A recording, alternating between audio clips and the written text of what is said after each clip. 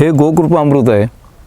याच्यामध्ये 2 किलो सेंद्रिय गूळ, 2 लिटर देशी गाईचं ताक आणि एक लिटर कल्चर असं हे 200 लिटर पाण्यामध्ये हे करून हे 7 दिवस घड्याळाच्या काट्या त्या दिशेने ढवळायचं आणि 7 दिवसांनी हे तयार होतं।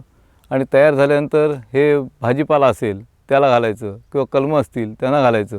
ह्याच्यामुळे उपयोग काय होतो, ह्याच्यामध्ये बॅक्टेरिया आहेत सगळे आणि सेंद्रिय गाईचं ताक असल्यामुळे त्याच्यात बुरशीजन्य आजारावर ते फार उपयोगी पडतं। ह्याच्यामुळे जमीन तुमची भुसभुशीत होते आणि जमिनीत बॅक्टेरियांचं प्रमाण वाढतं, जीवाणूंची संख्या वाढते। त्यामुळे ह्याला चांगल्या प्रकारे उपयोग होतो। म्हणजे जे आपण अन्य खाद्य झाडाला किंवा कुठल्याही झाडाला देतो ते झाडापर्यंत पोहोचवण्याचं काम ह्याच्यामुळे होतं। आणि स्पेशली ताक आणि गूळ असल्यामुळे बुरशीजन्य आजार बाजूला होतात आणि गुळामुळे कॅल्शियम मिळतो आणि जमिनीचा पोत सुधारतो, जमिनीचा कर्ब वाढतो, जमीन उत्तम होते, जमीन उत्तम भुसभुशीत होते। आता हे आम्ही यंदापासून सुरू केलं आहे। गेल्या वर्षीपर्यंत आम्ही जीवामृत घातलेलंच आहे, त्याचाही रिझल्ट चांगला आहे। आता ह्या गोकृपा अमृतचा पण रिझल्ट कसा येतो आहे, पण चांगलाच येणार, कारण मी थोडंसं गेल्या वर्षी वापरलं होतं, पण यंदा मोठ्या प्रमाणात याचा वापर करणार आहे। आणि हे पूर्णपणे सेंद्रिय आहे, ह्याला कुठलंही रासायनिक ह्याच्यामध्ये काय नाही आणि याचा निश्चितच चांगला फायदा हा शेतकऱ्यांना होऊ शकतो।